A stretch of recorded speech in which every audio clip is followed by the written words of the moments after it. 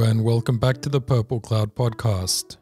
Today's guest is one of my first teachers in Chinese medicine and someone who has influenced me greatly over the years, especially in my decision to go to China and study these sorts of healing arts and Chinese culture in more depth. James Flowers is both a scholar and practitioner of Chinese medicine and has spent time in China, Korea, Australia and the United States, where he completed a doctoral degree at Johns Hopkins University. His unique path in this field really opened my eyes and showed me what's possible, that I personally didn't really need to limit myself to studies at a Chinese medicine university or college in Australia, but he really opened my eyes to the whole world of traditional East Asian healing that was out there. In the interview, we delve into a lot of topics, but particularly get into Korea and the practice of traditional East Asian medicine there, which is a topic that is often overlooked in our field. And there's really no better person to discuss it than James. So without further ado, let's get into the interview. And this has been one I've been looking forward to for some time.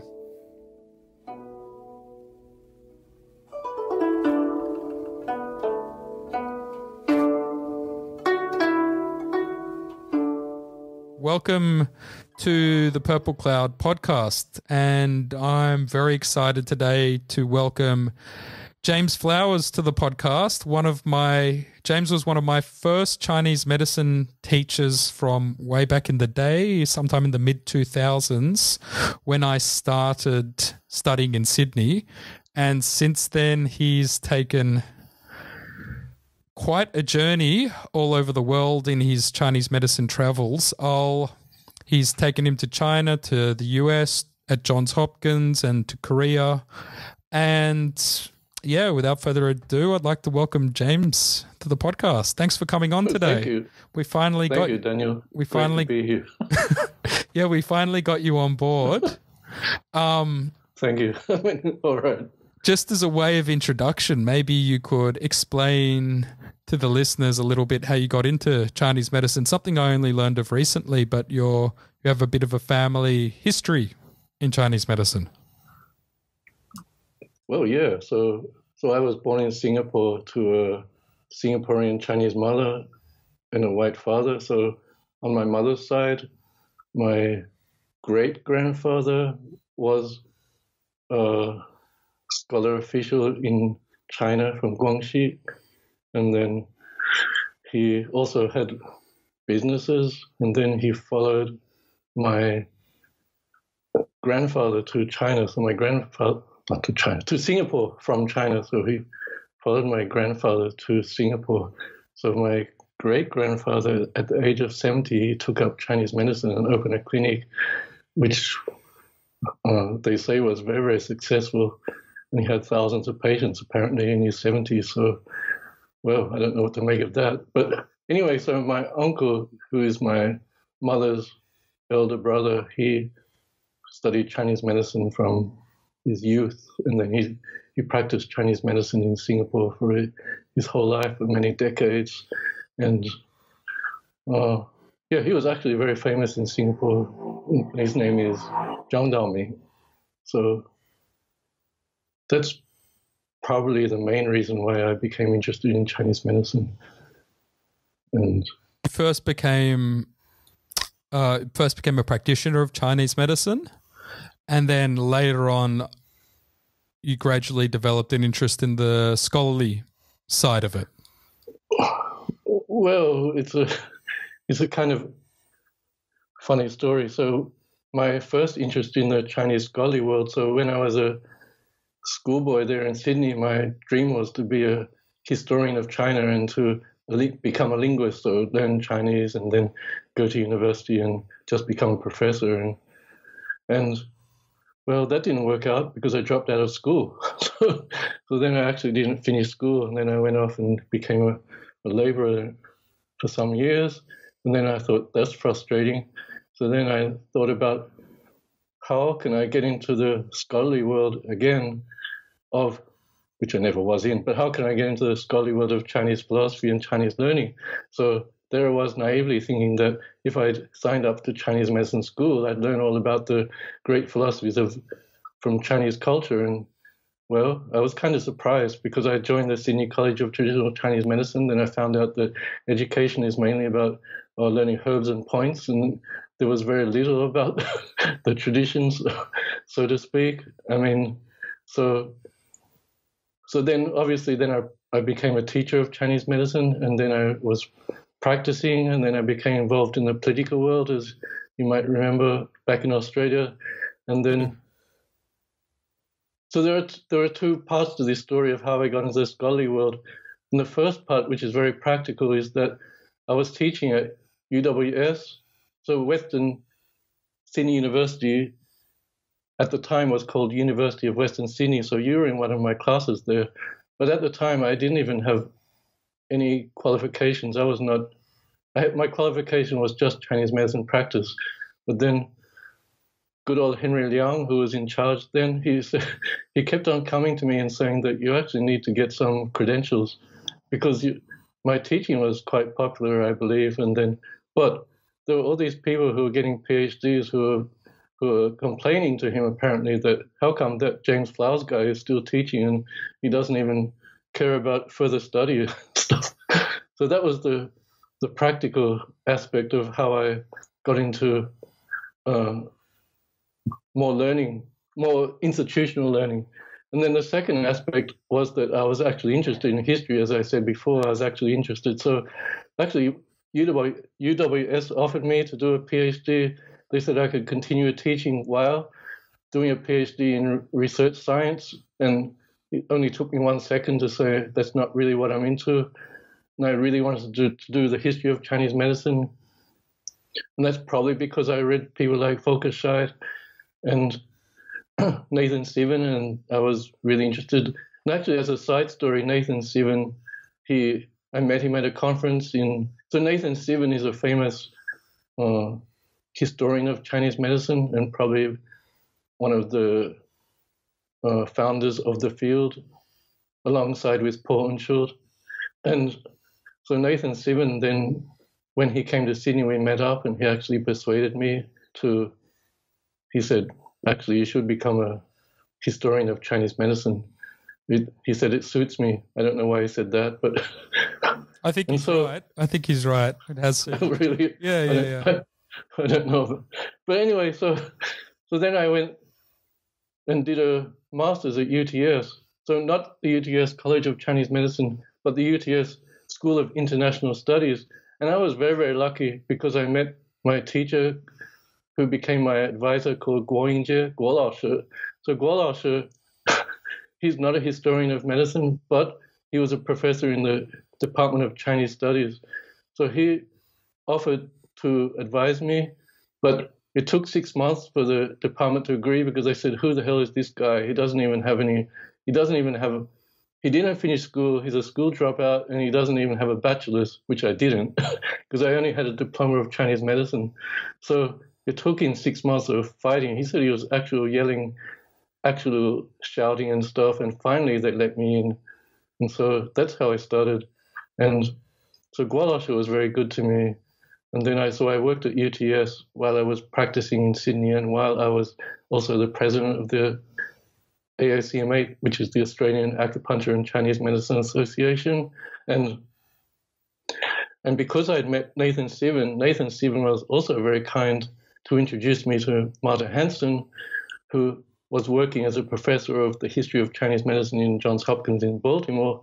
So we'd never met, but I sent an email to Marta and said, hey, I'm this guy who you've never heard of, but I'm doing a master's in Chinese medicine, and could I ask for your advice? And she said, well, I can help you as much as possible. So that started our relationship. So I worked with both Guo Lao Shi, who was my actual advisor, and Marta helped me, even though we never met.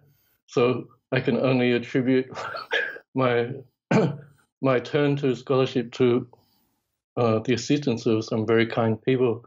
And then the problem was I was doing my master's, so I did my master's research on the history of Chinese medicine in the Qing palace, so during the Qing dynasty. So I looked at, there are a lot of resources that people haven't really studied yet, but there are a lot of primary sources which talk about all the cases for the 350 years of the Qing dynasty is quite fascinating, actually. Yeah, but while I came across, just a side note, I was reading through some of that recently, and you talk about how the Qianlong emperor would only eat between 8 and 2 and take 2 meals a day.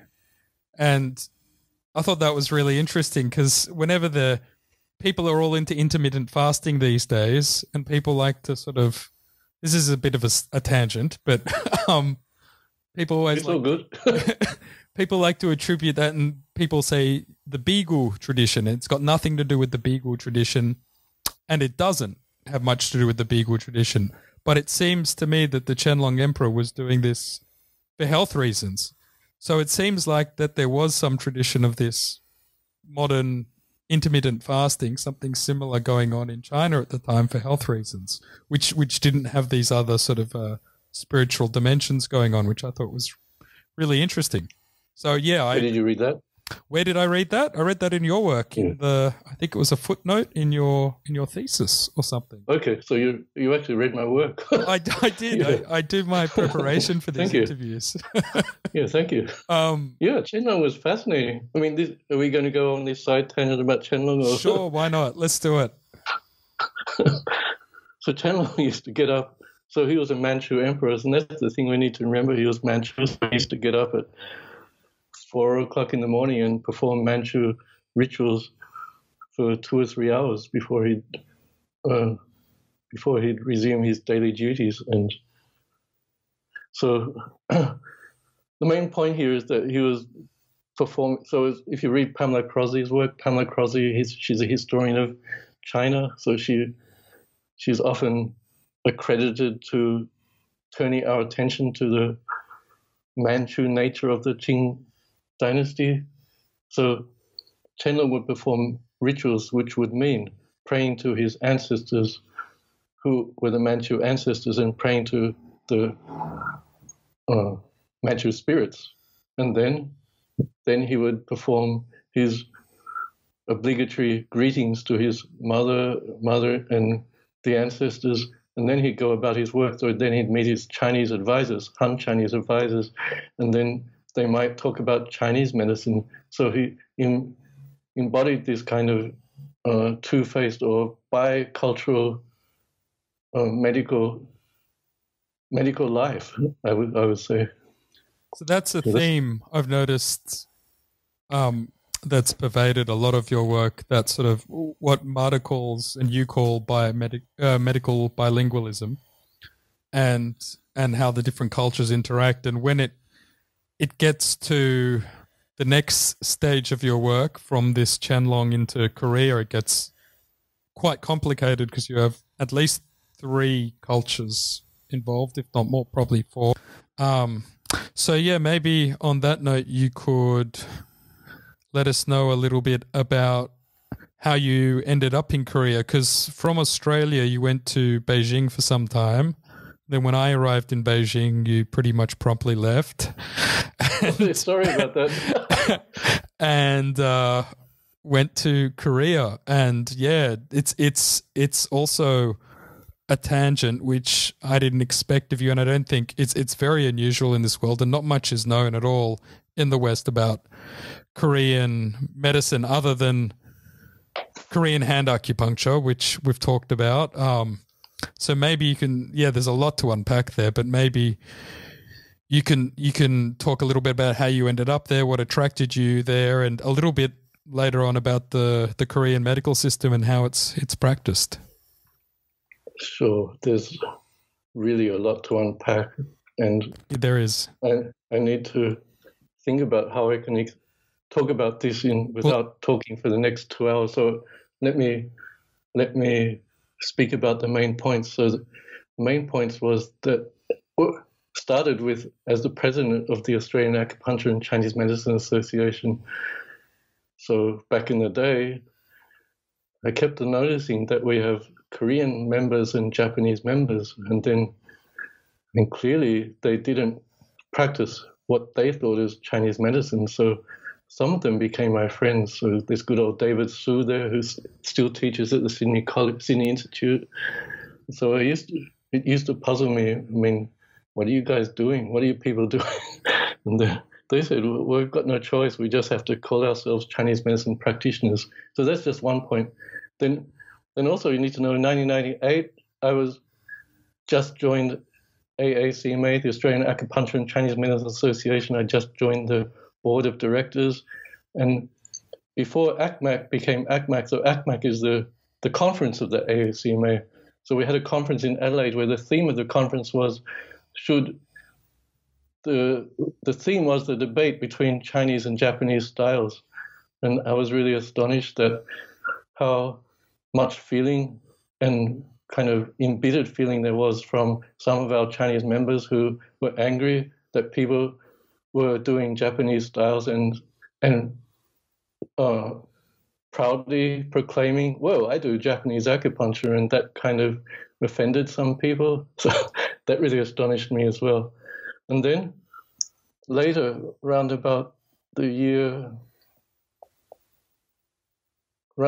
2003, early 2000s.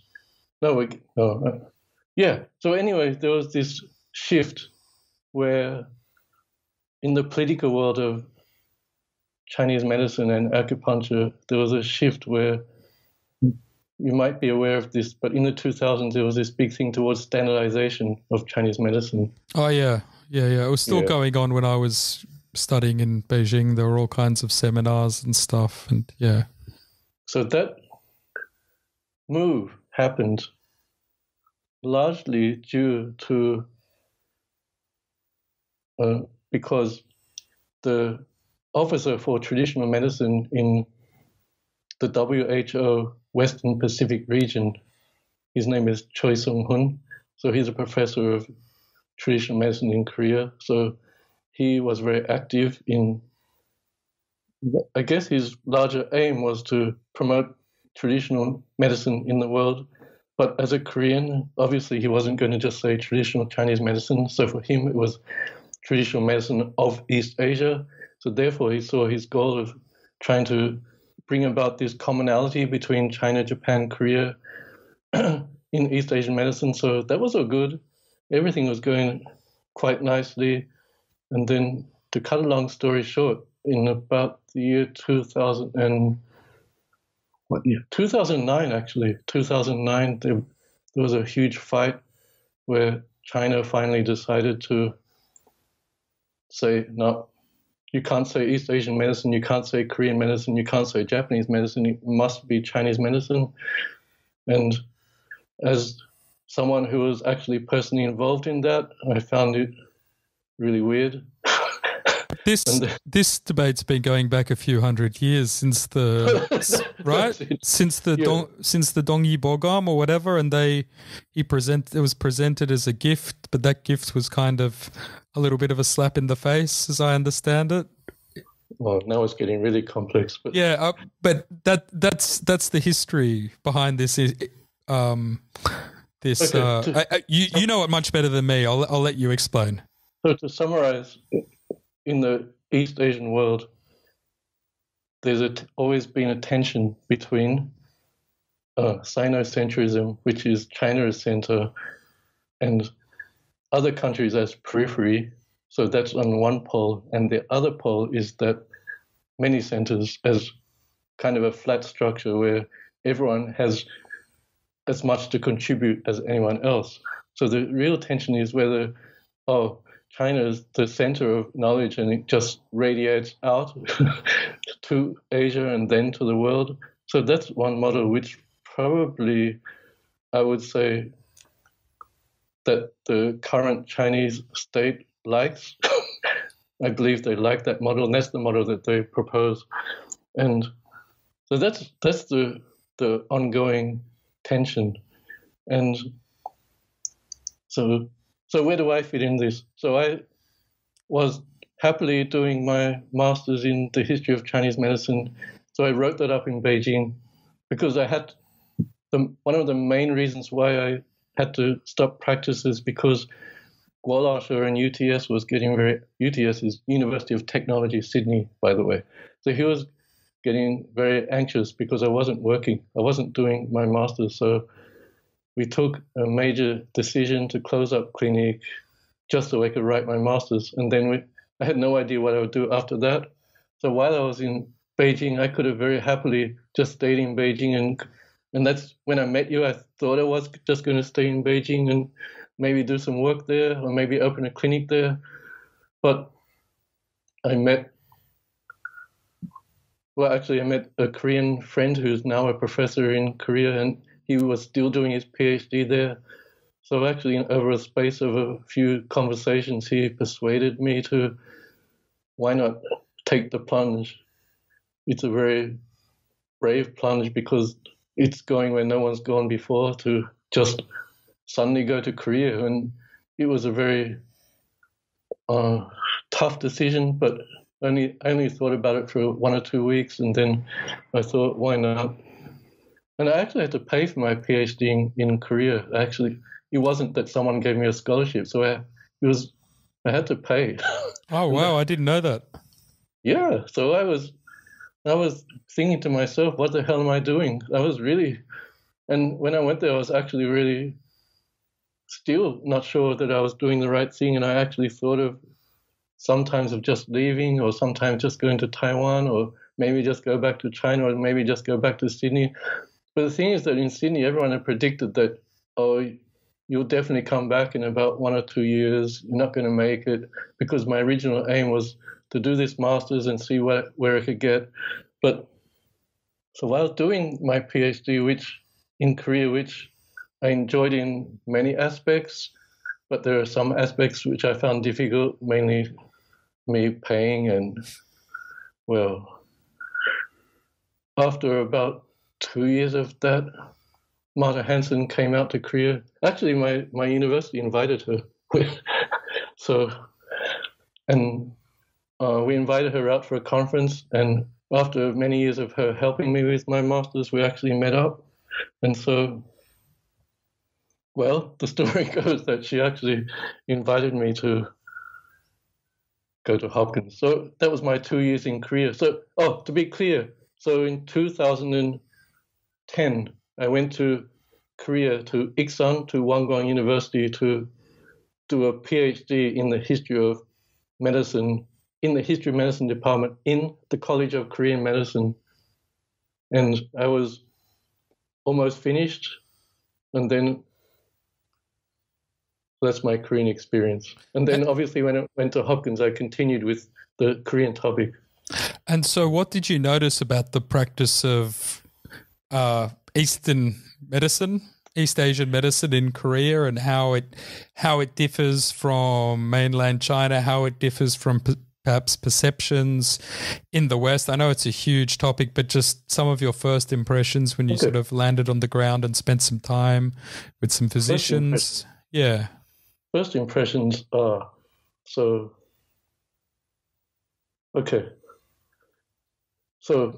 as in China, there is a tension between standardization and not standardization. And so I would say that for a number of reasons, and not least of which is the political reason, is that the standardization is much more resisted in Korea than in, say, China. And the reason is that the system is set up differently. So the most important thing to point out here is that Korea is unique. It's different to China or Japan, because most people would be aware that in China that we have this system called integrated Chinese Western medicine. I'm sure you're familiar with that. And there's some kind of overlap. So in Korea, there is no overlap, none. It's totally separate. So doctors of Korean medicine are just doctors of Korean medicine, meaning that they have very, very little to no relationship with doctors of Western medicine. They just don't work together, mostly. There are some small pockets where people have this integrated department in a hospital, but it's very small. So doctors of Western medicine also, they are forbidden to have anything to do with traditional medicine. So therefore, it's illegal for doctors, Western doctors, to do acupuncture. So that's the first thing. So what does that mean? It means that because Korean medicine doctors are not tied to the state, they are mostly working in independent practice. That means there is a much more open range of diversity in practice. And what does diversity in practice mean? It means that, so you would be aware that in the West there is this anxiety where, and in China, there is anxiety of needing to show your credentials by letting people know how tied you are to the so-called classics, all right? So in Korea, that is more natural because most of the people who work in their own private practices, they just live the classics, and they don't feel this anxiety to show that, whoa, they care about these old texts. So what does that mean in practice? So the first, as I said, is huge diversity and huge diversity of styles.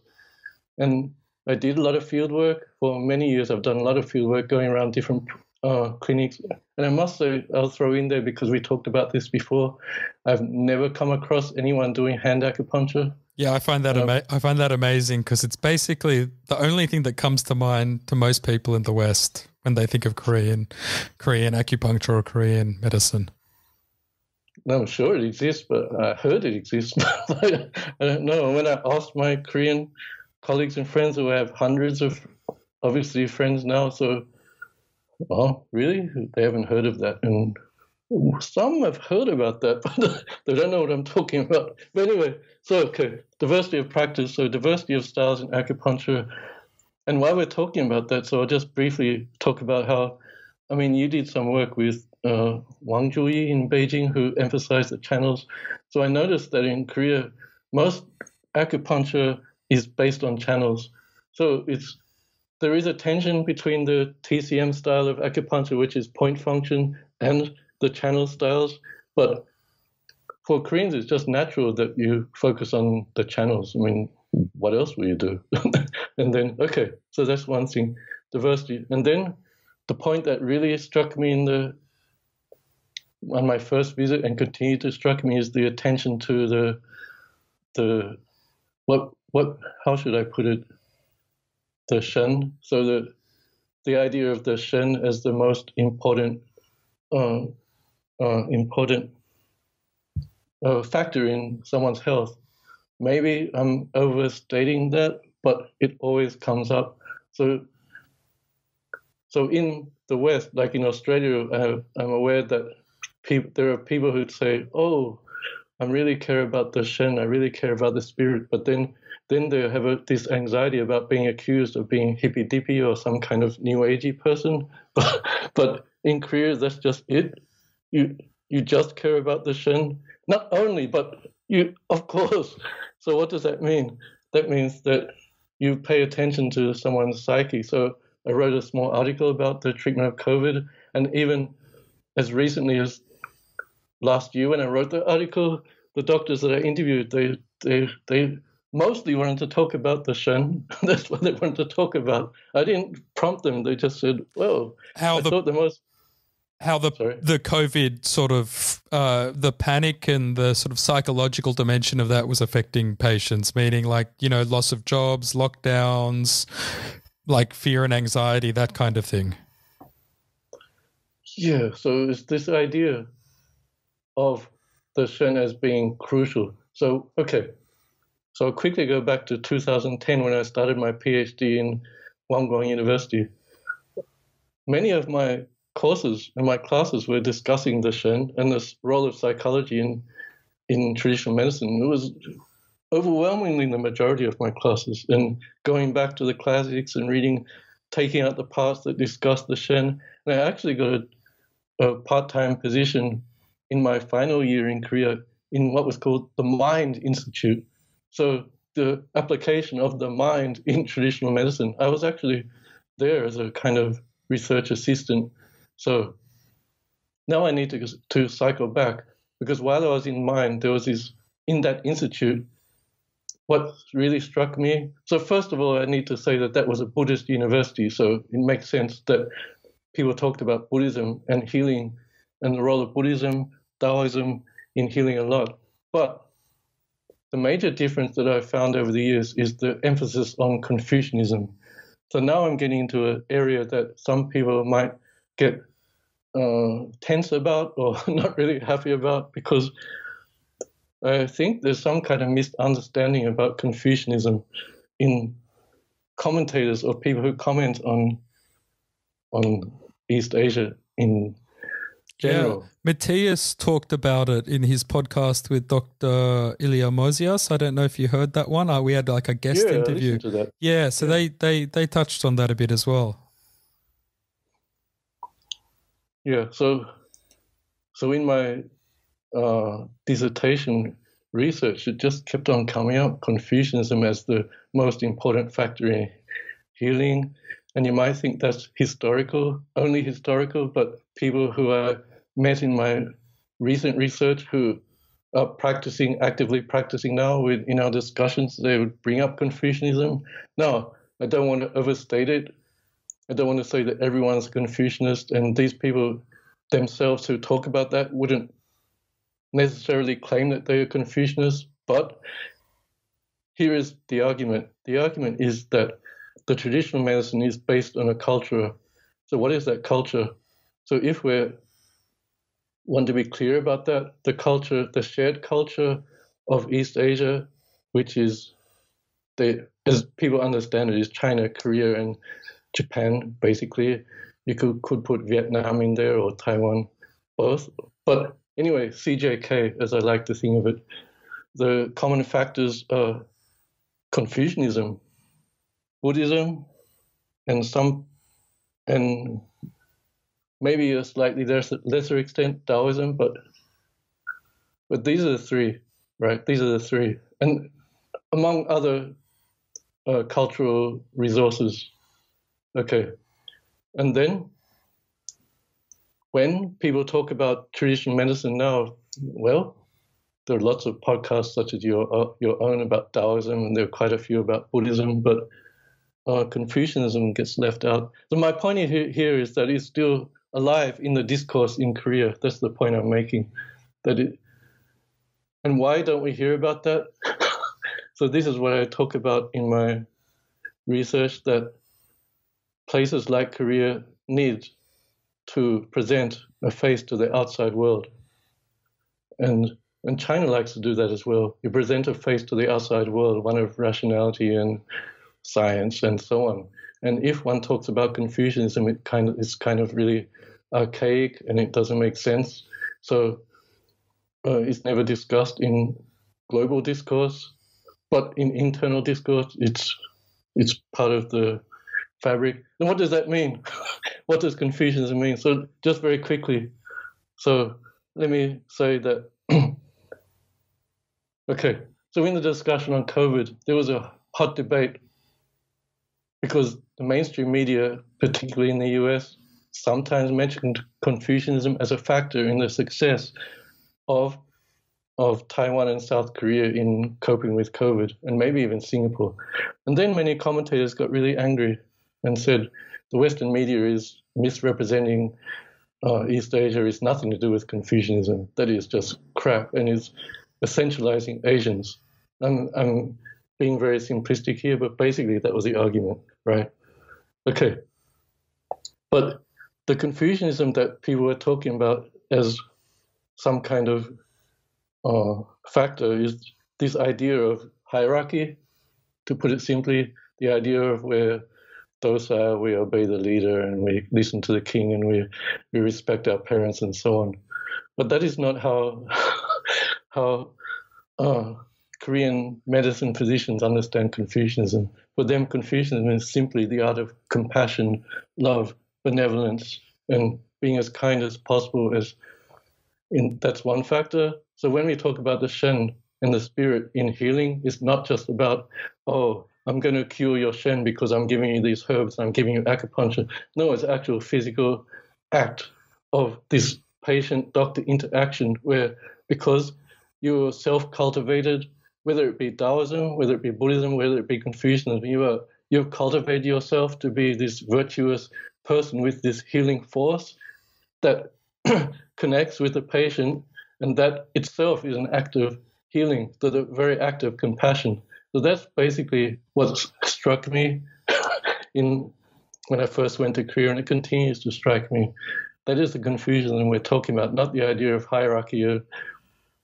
Why do people keep on talking about hierarchy? Because people in Korea and Japan still bow to each other habitually. People bow all over the place, and then Westerners might think that, oh, you're just being kind of subservient. And I don't know, there's been huge debate in China recently where people in China get angry that some older people suggest that young people should bow, but I'm getting off the track. Let me get back to make one more point about Confucianism. So in the beginning you asked me about my family background. So when my uncle learned that I decided to take up Chinese medicine, he was kind of he didn't really know how to take that. He wasn't sure what I was doing. And then I was really keen that he would teach me, right? That was one of my dreams, that he would teach me. And then I did work with him in his practice in Singapore sometimes, but his main point to me was that, here we go again, he said, if you want to be a great doctor, you have to understand Confucianism.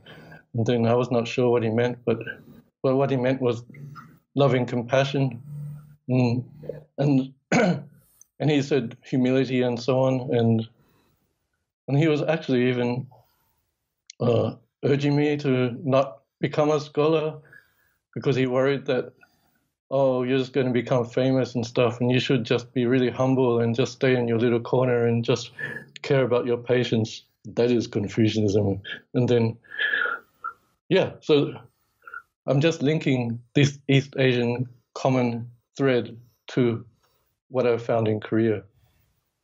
Am I going on too long? No, it's great.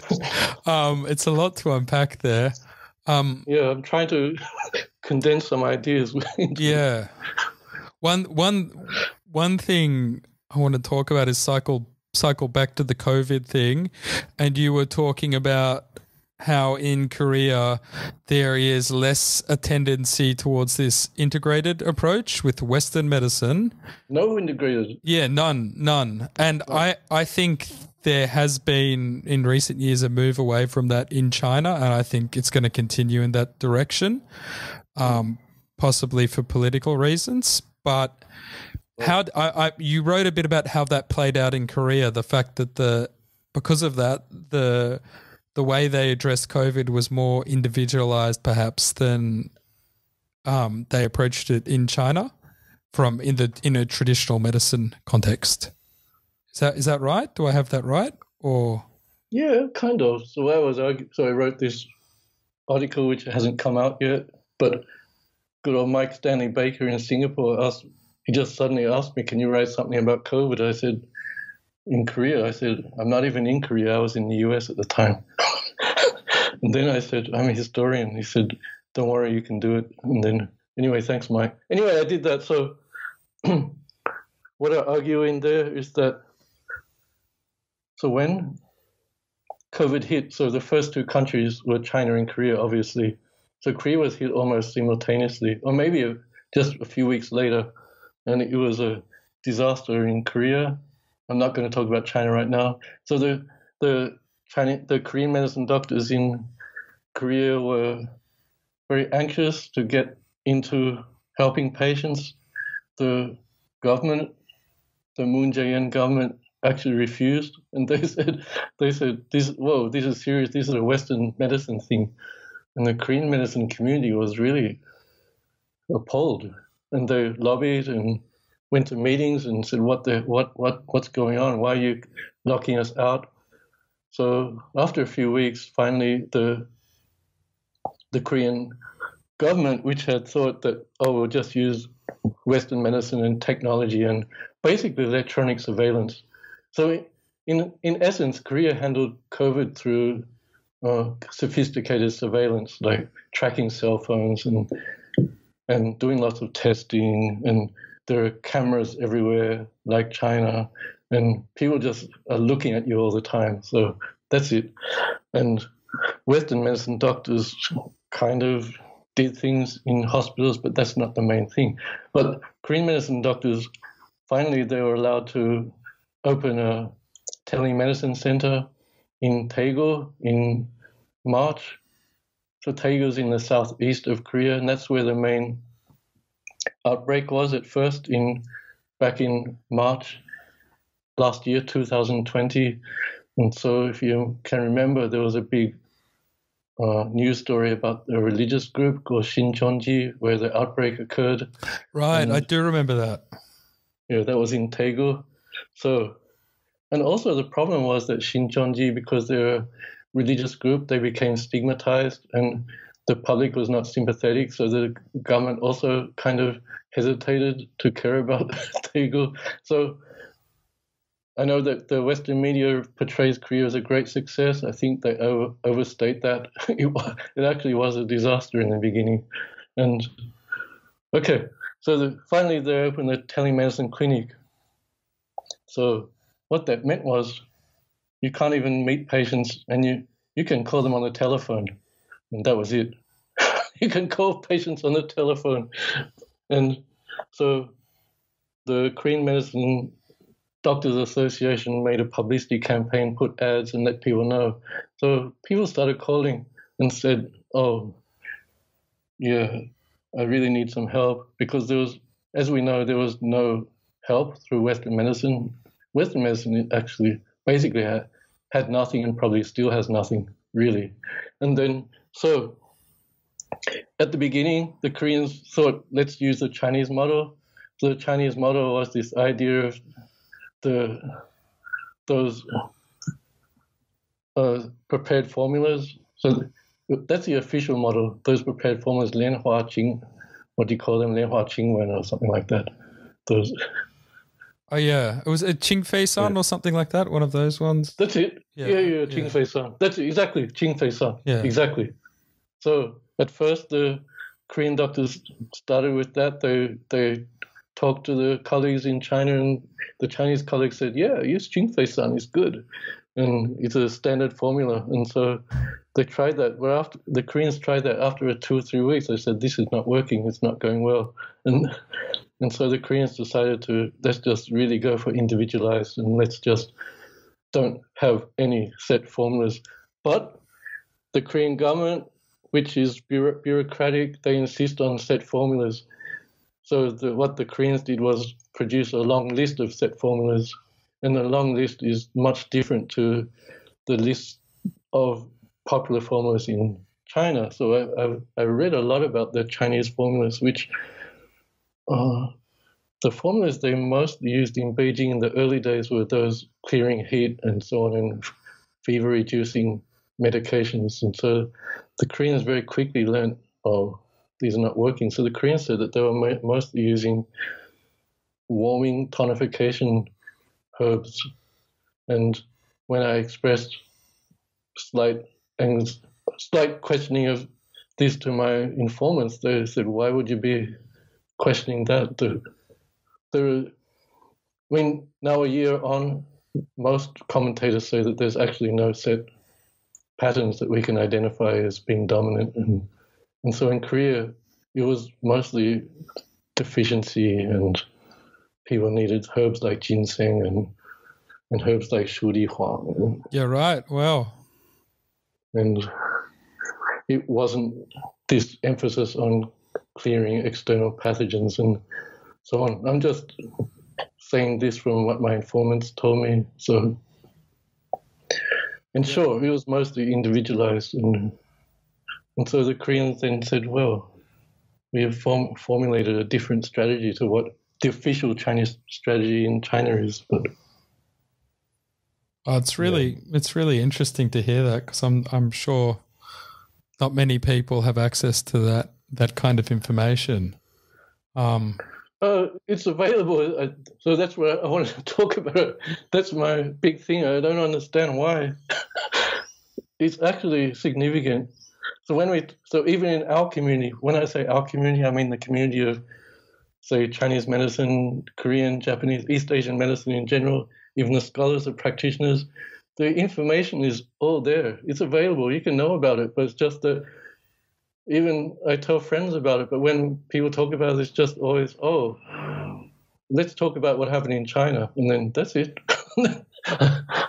But anyone who works on Korea knows that. So it's like you said before, it's a really unusual decision of mine to go to Korea, but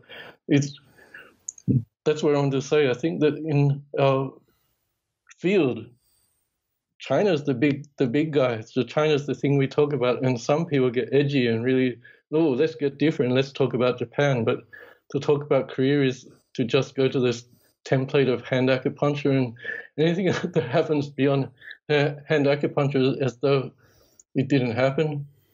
And so I'm just making a plug for what I think. I don't know why everyone just ignores it. I mean, it's easy to know. Well, yes and no. Yes and no. You got to know where to look. I look to you for that sort of stuff. Basically, you know, I don't know. But I guess it's my fault because you asked me to come on here much earlier. So, I guess. Well, hopefully this gets a little bit of word out. I'd like to talk a little bit about your thesis, which I found pretty interesting, and oh yeah, I forgot about that. It only took you 5 years? Yeah, just how. So you picked a period of study of colonial Korea in the early 1900s, and there's such an incredible different influence of cultures going on there. It's kind of hard to.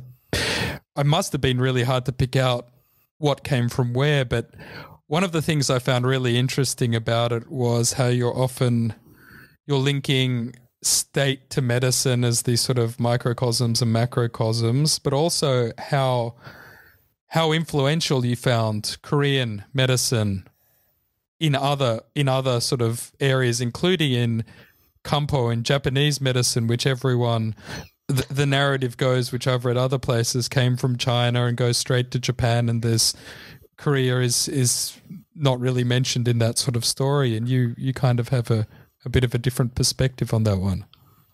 Well, now you get me going. Oh, great. Go for it. It's on the same theme. So I wrote, how many 6 chapters, right? So 6 chapters on the colonial period in Korea, which spans from 1910 to 1945.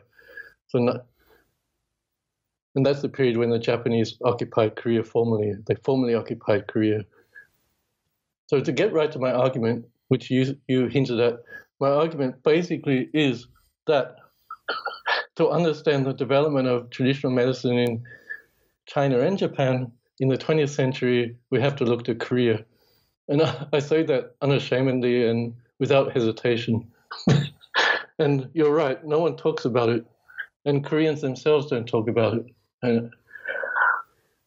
So how can I explain that 6 chapters in, say, the next 5 minutes? So essentially I'm saying that Korea was this place that's in between 2 empires. When we say in between 2 empires, it's in between the Chinese Empire and the Japanese Empire, in terms of geography and also in terms of chronology. So the Chinese like to think that they were dominating Korea during the Qing dynasty, or the Manchus, they like to think they were dominating Korea. The Japanese like to think they were dominating Korea from 1910. But what I argue is that the Koreans never really were able to be dominated in ideological terms, and I used medicine as my lens to show how the Koreans insisted on their own culture and their own way of thinking. So I argued that the Koreans never gave up their traditional medicine, which was not the case in China and not the case in Japan. In Japan, in the Meiji Restoration in the 1870s, Japan actually outlawed traditional medicine, or they tried. They didn't really succeed, but the result was that there was a decline in traditional medicine, so it kind of left the public discourse.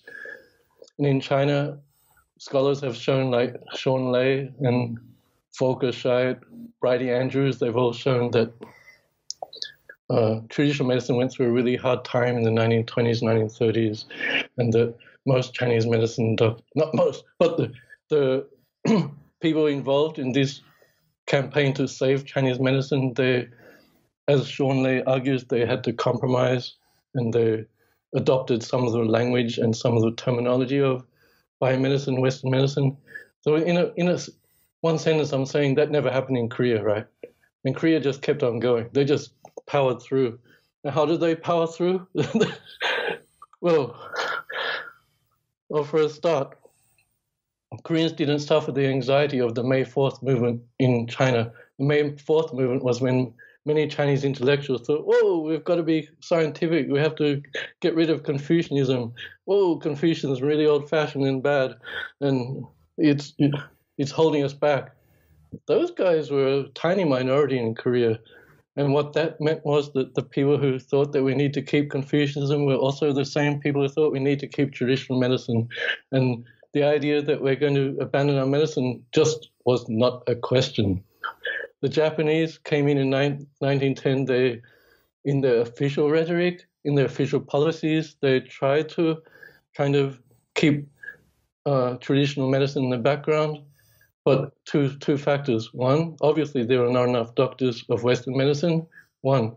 Second, what I find in my research is that there are two sides to the story. One side is that there was official rhetoric. We've got to show the outside world, yeah, we're modern. We understand science, and we're really scientific.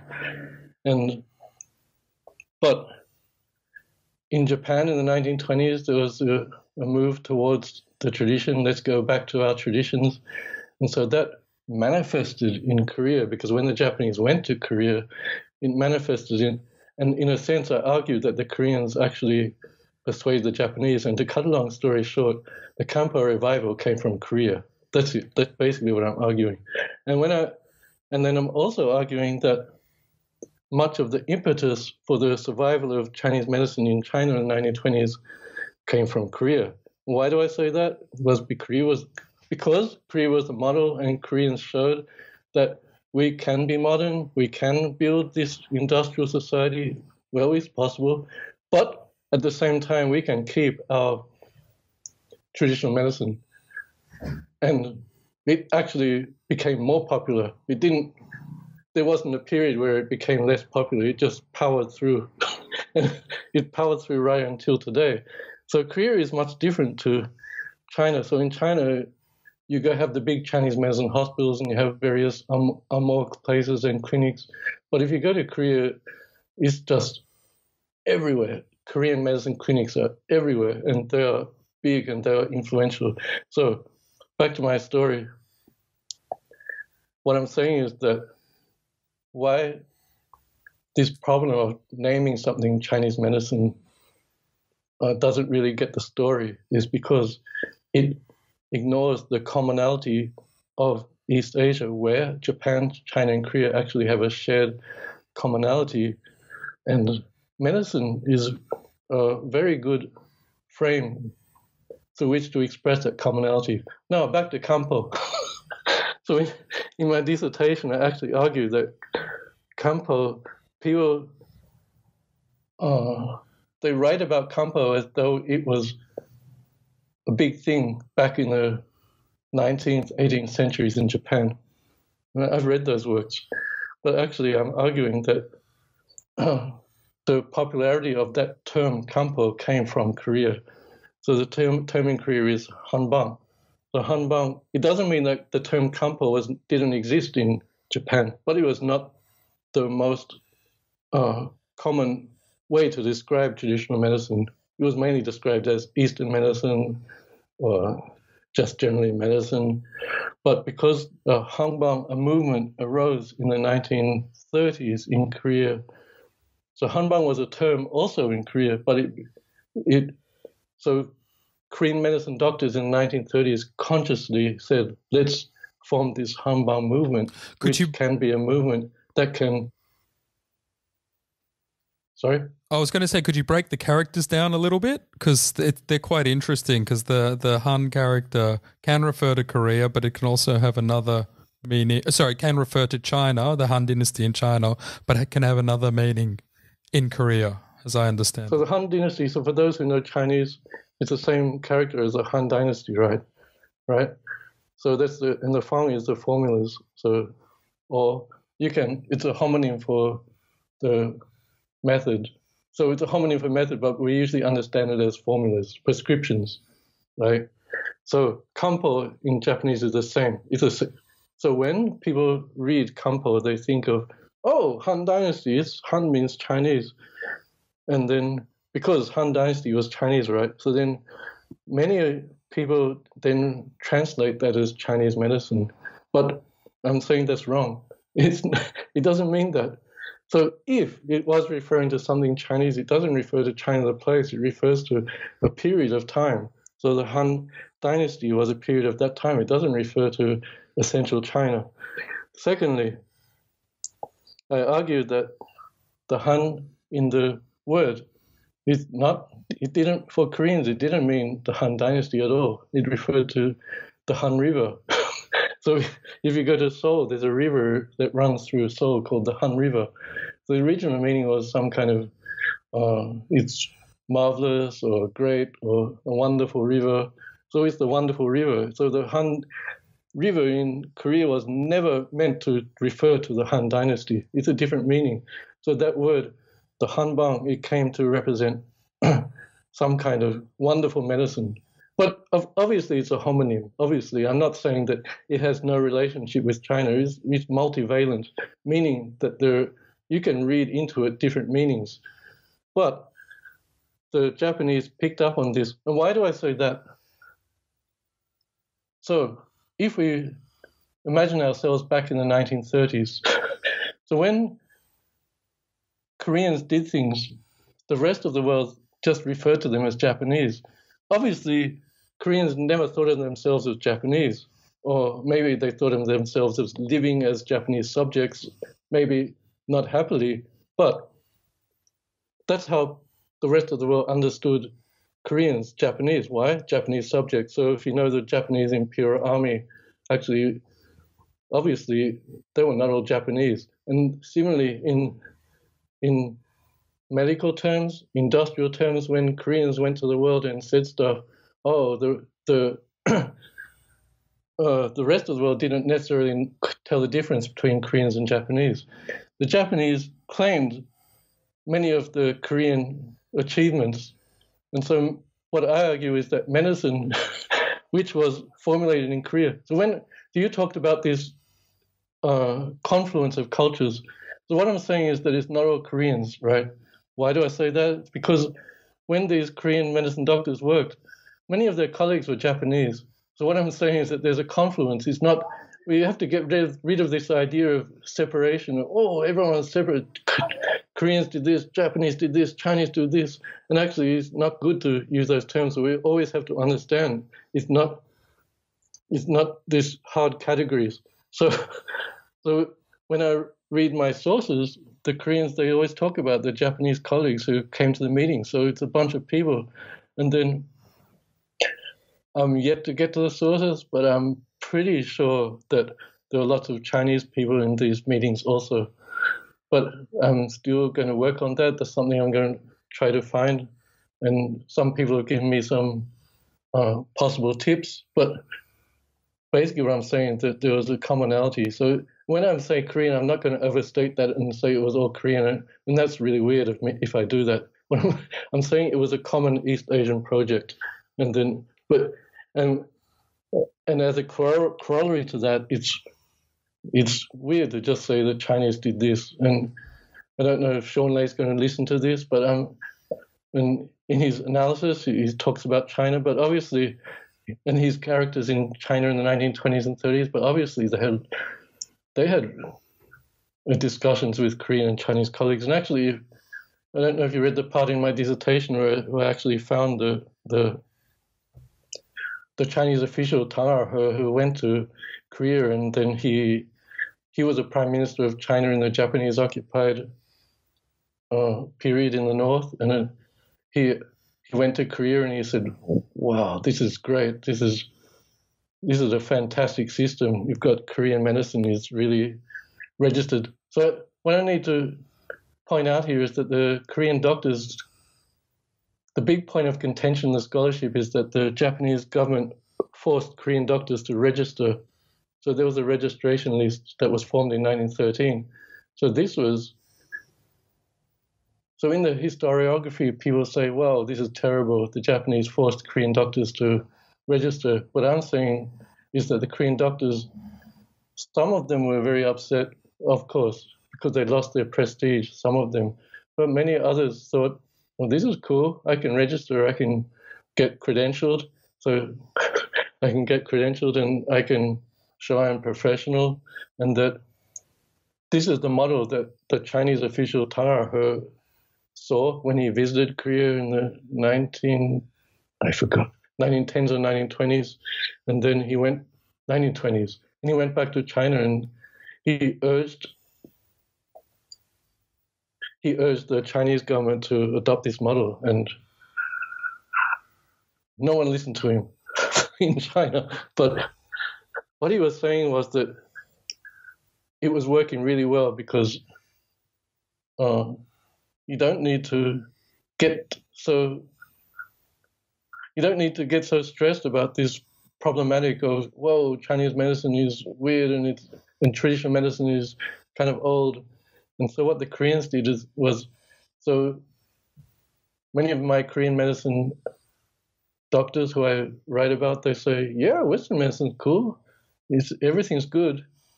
Okay. And we like chemistry and we like biology. It's good, but our medicine's better, and we can incorporate Western medicine. Why not? We can incorporate that. Then it becomes part of East Asian medicine, and so it flips the story. Instead of saying, "Oh, we can be complementary to Western medicine," the Koreans were saying, "No, they're complementary to us." So we're just going to keep going. Yeah, just quietly. I quite like that idea. Just quietly? Well, not that quietly, you know. Well, that was the idea. So that's the complementary medicine. So essentially that's Hanbang, and essentially that's what Kampo was. But in Japan, it got flipped the wrong way. Yeah. But in Korea, that's what Hanbang meant. So I didn't explain why Hanbang. So in Korea, medicine was just medicine.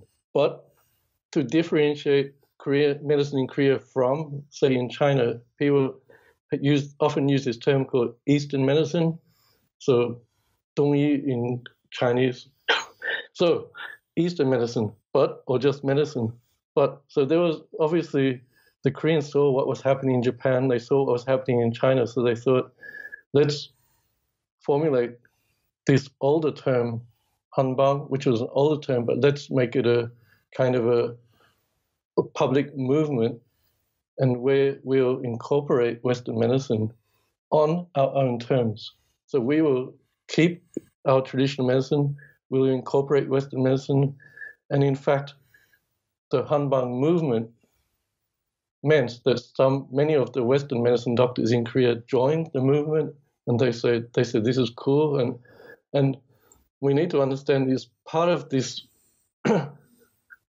the consciously celebrating the culture and the cultural resources of East Asia by saying, look, Western knowledge is good, but our knowledge is valuable. We cannot give it up, and we'll keep that, and let's kind of incorporate. So the Chinese would say 融合, but incorporate this new knowledge.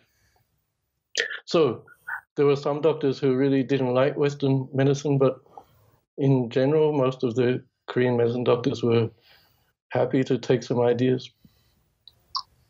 So, yeah, another part of your thesis, which I found really interesting, was in a few sections, such as the Yangsheng section, preserving life, and the whole idea of using aconite or fuzi the idea of sort of strengthening the population to build a strong nation. So it's very much connected with this sort of nationalism and that kind of thing. And what were they called? The Sokok lineage? Excuse my Korean, but I you got it. Yeah, okay. I gather that you spent some time with these sort of practitioners, and they seem somewhat similar to the Empire Fire School in China. And anyway, I'm just really interested in this idea of there being a kind of nationalism behind the medicine. Maybe you could talk a little bit more about that. Yeah. So in general terms, in my dissertation research, I'm also arguing that the Koreans used medicine as an area of knowledge to show the superiority of, or if not superiority, but the benefits of East Asian culture. So in general terms, that was a thing. So I chose one specific character, a specific doctor in Korea called Sokok, which in English means Stone Gorge or Stone Valley. So the Gok character is the same as Hegu. It's a valley or gorge. Anyway, so Sokok is significant because when I mentioned before, there are many varieties of practice in Korea today. So one of the schools or lineages is the Sokok school. So they call themselves the Somun Society. Somun is Korean for Suwon. So it's a Suwon society. So there are probably several hundred members of active practitioners who follow Sokok's teachings. So Sokok's teachings were, as you said, basically the idea, if we extend the idea of the microcosm and macrocosm, then if each individual is a microcosm of the macrocosm of the universe, then in order to make the world stronger and to make the country stronger, each person needs to be stronger. So Sokok is proposing strength through medicine as a nation strengthening effort through each person being stronger. But you mentioned the idea of aconite.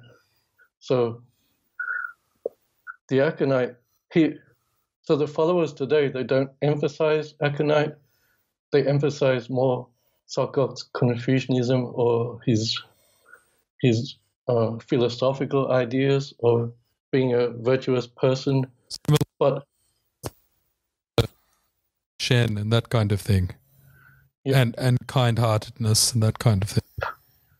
But more specifically, so two things.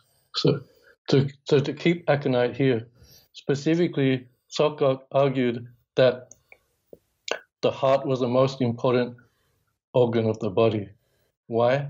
Because it was the king, the monarch, and then also he argued it was connected to Shen, the spirit. And then he was really angry with Judanshi, or in Korean they call Judanke. He's really angry with Judanke. He said Judanke ruined everything. He ruined medicine. He ruined it all. Why? Because in Sokok's characterization, Judanke arguing that we need to do yin or nourish yin, made people kind of soft and kind of weak. And Sokok said, what the hell is going on? We need to tonify yang. So most people know Sokok as the tonify yang school or the boost yang school, or in Chinese Buyang, but in Korean Fuyang. So then there are two methods to strengthen the heart. So one is through medicine, that's aconite. The other is through self-cultivation, through Confucianism and thinking about the Shen and educating oneself in the traditions of East Asia. Now, when I wrote about it, I was writing about this in a metaphorical sense. So I was thinking of Sokok as a kind of political nationalist and philosopher guy, and someone who was worried about Korea's standing in the world. And more importantly, he was worried about keeping traditional East Asian culture as he understood it, the medicine, the Confucianism, the philosophies. Okay, but when I met his followers today, I went to do field work in their study groups, and I did sleepovers, and I visited clinics. Actually, these guys, these people, they're men and women. Not when I say guys, I mean both men and women. They actually prescribe large doses of aconite for nearly all patients. So it could be someone with, I've got a sore stomach, and then, I can't sleep well, I've just randomly made something up. But what I mean is that when I went to school, our teachers, you might remember, they would say, if you use foods, this reminds me of Andrew Nugent-Head as I speak, because he talked about that too. You actually can give big doses of these powerful herbs and not get too worried. So, I observed that firsthand, that people prescribe big doses, 50 grams of foods, and routinely. And then would they get good clinical results from this? Yeah, so that's the thing. so that's the thing.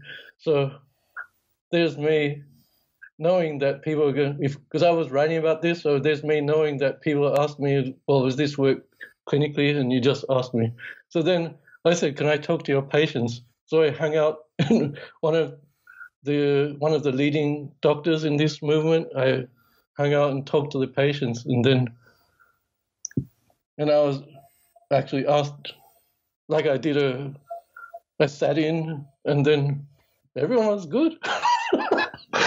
So what you'd expect was people would, at the minimum, maybe get restless, maybe a bit agitated, couldn't sleep, but no, I didn't come across that. And that's over 2 or 3 years of field work. I don't mean I went every day for 2 or 3 years, but when I was living in Baltimore, I went to Korea every summer for several years, every 4 or 5 years. Yeah, that's really interesting.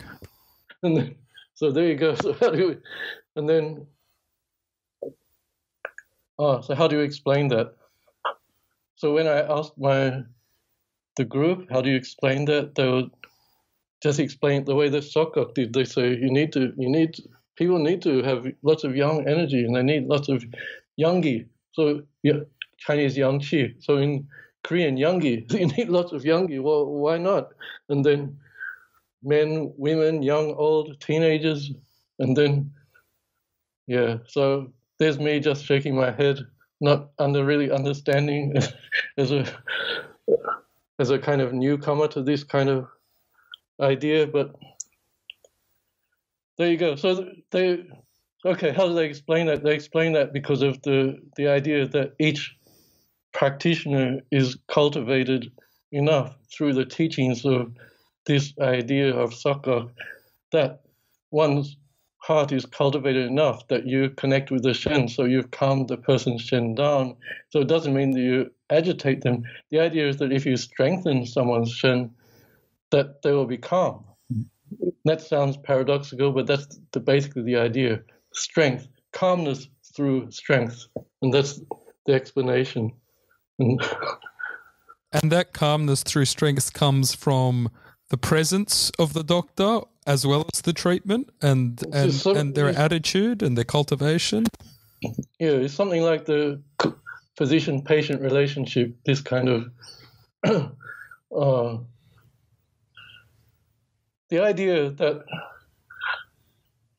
medicine is the art of compassion and humanity. The idea is that the doctor's Shen should be calm but also strong, and then is able to connect with the Shen, the mind of the patient, and there's some kind of connection. Through that connection, the person becomes calmed down. So what they're saying is that if the person went and self-prescribed a whole bunch of aconite, actually it's illegal in Korea. Obviously you can't do that. but the idea is that that's dangerous, man. So there's more going on than just the medicine. There's something going on with an intangible kind of healing element going on. Yeah. So this is Korea 2020. This is Korea with Samsung and Korea with lightning speed broadband, and I'm looking out the window here at all the cameras, or this technology, but at the same time you have this attention to the intangibility of healing in medicine. So when people talk about say in Australia or the US, when people talk about how they're going to get back to tradition and let's look at traditional healing and so on, and I say, man, if you really care about that stuff, go to Korea because you're going to see all kinds of stuff. But people just ignore Korea, but it's all happening, man. Maybe that's not just one school. There are many different schools with similar kind of teachings. And maybe they won't be ignored after this podcast. Maybe it'll start to open people's eyes up. I don't know how many listeners you have. We'll see. We'll see. But I always say Korea's different, man. But actually, I don't think it is different. I think that we just don't get to hear about it because as your buddy Andrew will listen to it. But as Andrew Nugent would say, there are whole bunches of healers in China who just go under the radar, and of course that's true. I mean, you and me both know that outside the official system, there are many, many unofficial healers, and that's for another podcast.